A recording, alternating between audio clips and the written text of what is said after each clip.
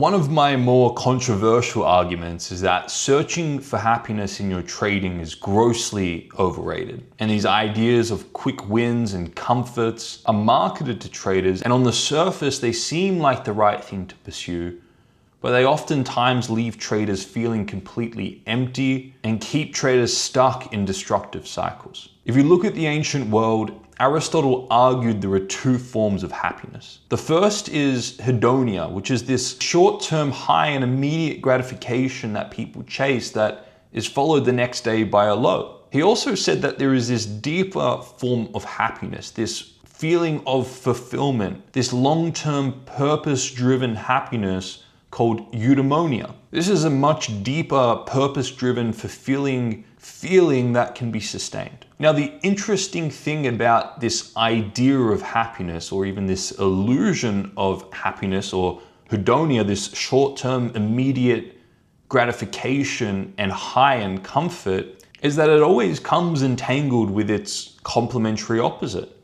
And what's interesting, if we think about it, the more we actually go off and chase happiness and chase a high and chase a comfort, what we're saying is that what we have right now is not that positive, pleasurable feeling, and therefore what we have is suffering and pain. So the more we chase happiness in this form of hedonia, this short-term happiness, the more we actually suffer. When we say we will be happy when we get X, Y, and Z, the more we're communicating that we don't have that right now and we're suffering in our current reality. So the pursuit of this short-term form of happiness is always met with its complementary opposite, which is suffering. And this is oftentimes perpetuated and exaggerated by certain entitlement or certain pride that we hold as individuals, especially in this day and age where we're taught to think that we can have everything, we can have anything. Oftentimes what that does is it builds this sense of entitlement and pride and this feeling that we can get what we want from the market in particular. And there are really two forms of entitlement and pride. There are those who fall into the grandiose form of entitlement and pride, and they're really proud of themselves and they puff themselves up and they try and take as much as they can from the market. And there is this certain internal pride and entitlement that they think they're deserving of whatever they want from the market. But there's also this other form of entitlement and pride, which is a little bit more subtle, and it's the vulnerable entitlement, where traders fall into this idea and this trap and this illusion that they're entitled to something just because they've suffered or just because they've put an enormous amount of time or work into back testing, or they've experienced all these losses, and they play this victim role of minimizing themselves and think they're entitled to certain things from the market because of the painful experiences that they've been through. And we run narratives like the market is moving against me, or the market went without me. And we build this self-exaggerating illusion that we are deserving of certain things from the market. And if you think about it, there are tens, if not hundreds of millions of traders who want something from the market. And they're all asking and they're all trying to take from the market. No way the market's going to be able to provide to all those people and meet the needs of every individual person. So we really need to snap out of this either grandiose or vulnerable entitlement or pride and realize the only individuals that are deserving of reward over a large sample space are those who have a statistical edge, are those that have a mechanical system that allow them to come to the market and replicate that statistical edge, are those that have ideal risk management for their statistical edge and allow them to ride the ebbs and flows of the market, the wins and losses of the market, and are those that have a level of self-management and self-mastery so that they can do that long-term at scale. Those are the only individuals who have evidence of being paid by the market. So there are three stages to trading, and there are three different levels of awareness that traders can be in. The first is this adolescent stage, which is the stage of wanting. And traders come into trading being sold this idea and marketed this illusion of winning all the time, and positive without negative, profit without loss, up without down, winning streaks without drawdown. And it's really this naive state as traders where they're not even aware of the risks or the drawbacks of a trader, and their full focus is on the pleasure and the reward. And of course, they get smacked by the reality of the market. They're over-risking, thinking that they're only get a positive outcome in the market. And when the inevitable reality of the markets is exposed, that there's loss, there's drawdown, they of course blow their accounts.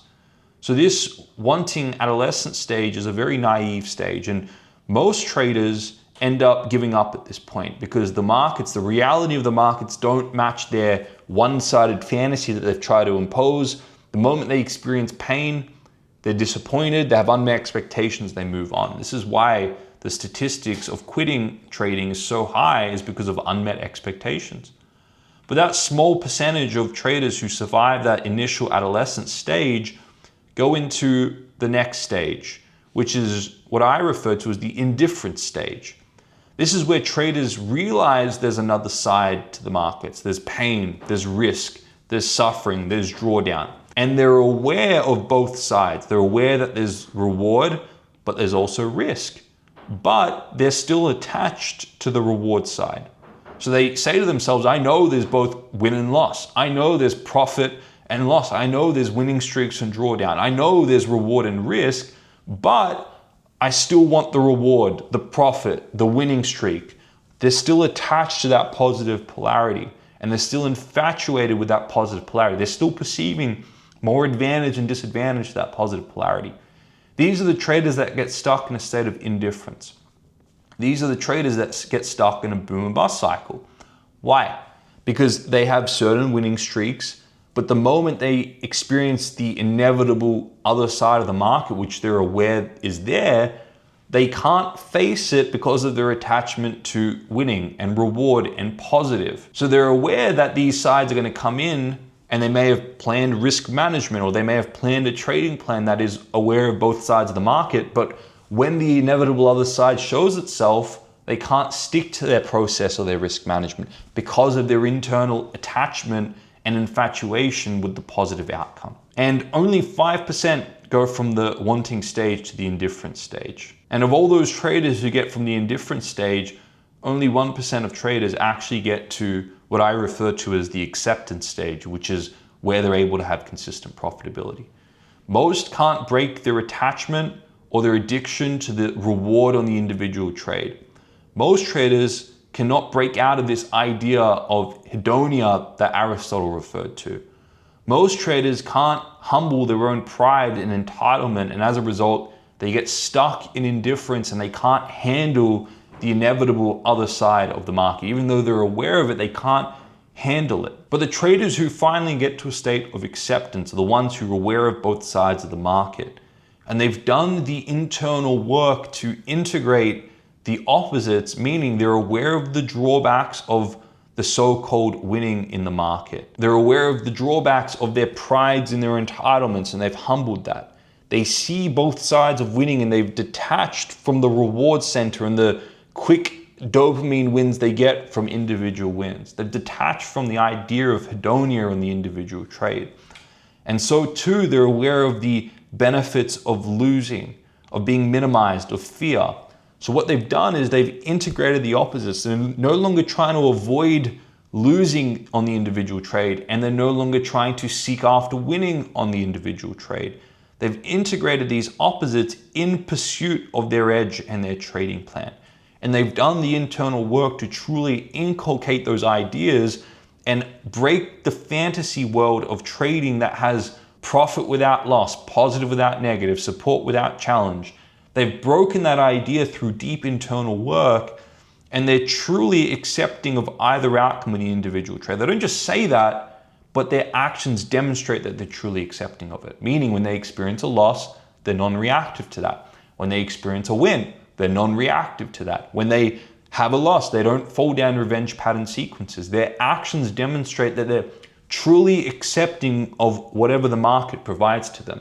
Again, they're not proud or entitled either through vulnerable or grandiose entitlement, but they're accepting of what the market gives to them because they're not attached to a certain reward or a certain outcome on the individual trade. And those are the traders who are truly able to accept and stick to their edge in light of both losses and wins, and have consistent profitability long term as a result of their edge. So when the question is asked, will I ever be happy with my trading results? The answer is no, as long as you're pursuing a hedonia idea of profit without loss, reward without punishment, positive without negative. If you ever think you're getting a one-sided outcome from your trading, which is more positive than negative, you'll never be happy with your trading results. Because at the level you're at, let's say for example, you're trading a $10,000 account, you know there's both positive and negative. There's win and there's loss. And sometimes we buy into this idea that at the next level, I'm gonna get positive without negative. We buy into the fantasy that if I was just there at that next level, I wouldn't have the problems I have now. And that's true, you wouldn't have the problems you have now, but you would have the problems you experience at $100,000 level. There's a new set of challenges at that next level. So will you ever be happy? No. You adapt hedonically and you'll get a new set of problems at that next level. You have new supports, you'll also have new challenges. This is why I think the idea of pursuing happiness, a one-sided form of happiness, is futile. Because at every new level, you'll get a new set of problems and a new set of challenges. And then again, when you're at this level, you think that if I just had this next level, this next amount of money, all my problems would be solved. But the truth is, there's going to be a new set of challenges. You're going to have the $1 million challenge. So this is the illusion of better. Things aren't better at the next level. You have a new set of supports and challenges. You've got a new set of problems at that level. So this is the futile attempt of chasing after hedonia, after chasing after immediate relief and immediate gratification and a pleasure without pain. Now, you can expand and you can grow and you can be on the next level of funding and payouts and income, but that's not going to be better. You're going to have a new set of challenge. So I encourage traders not to fall into the trap of, I think it's going to be better at the next level. And rather what I encourage them to do to access more of a eudaimonia form of fulfillment is figure out what is the challenge they're most inspired to pursue. What is the biggest challenge that they're actually inspired and they would love to go off and pursue?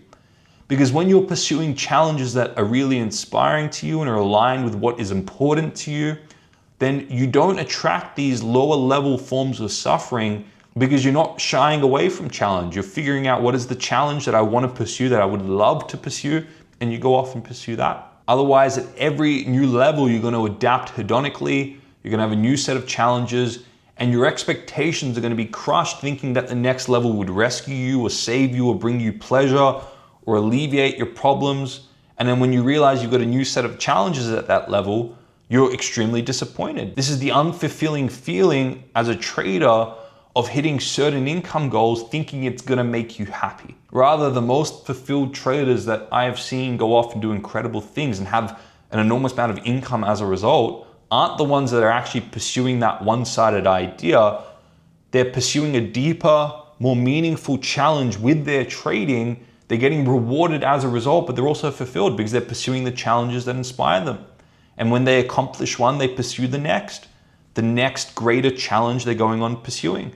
And they continue to do that and they continue to be fulfilled and make more money as a result. So there are two high quality questions I encourage every single trader to understand and be aware of for themselves. Firstly, what challenges would you absolutely love to pursue? What challenges would you actually enjoy pursuing? Is trading a means to an end, or is it the end in mind for you? Meaning, do you want to trade to get you in a better position to do another business or to do something else? Or is trading the end goal and you love the pursuit of understanding the financial markets and technical analysis and sentimental analysis and the mindset behind it? Do you love the actual pursuit of growing as a trader? Understand what it is for you and understand what challenge would you love to pursue. Is it a challenge in your health and fitness outside of trading, and trading for you is just a way to get financial freedom so you can go off and pursue that? If so, great.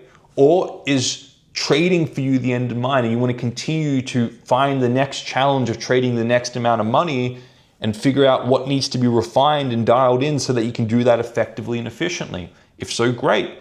Know what challenges you would love to pursue.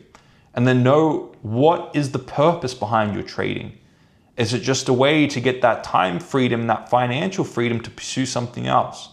Or is it the end in mind that you're doing and you're pursuing because you love the game of trading? Whatever it is, find out what role and what purpose is behind your trading and link it to your mission so you can see how trading serves and benefits your mission.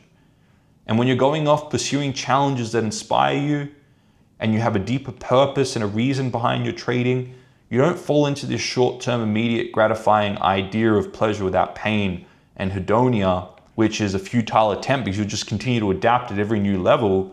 But you have a deeper, more meaningful reason behind your trading and you feel fulfilled by pursuing the challenges that you're pursuing because you're getting rewarded for pursuing challenges that are important and inspiring to you. And you continue to pursue ever greater challenges so you remain fulfilled. Now traders, if you found this insightful, I want you to go into the description or the first comment or scan the QR code that's on your screen now and download the Bulletproof 3.0 training and tool. This is a completely free training and tool that's going to help you stabilize yourself and help you stick to your trading plan long-term and at scale so that you don't continue to fall down the same destructive patterns that lead you to blowing your funded account. If you got one new insight from this video, please consider liking and subscribing to the channel. And before you click away, I want you to watch this video that's going to pop up on your screen. It's 6 years of trading psychology insights summarized into one video for you.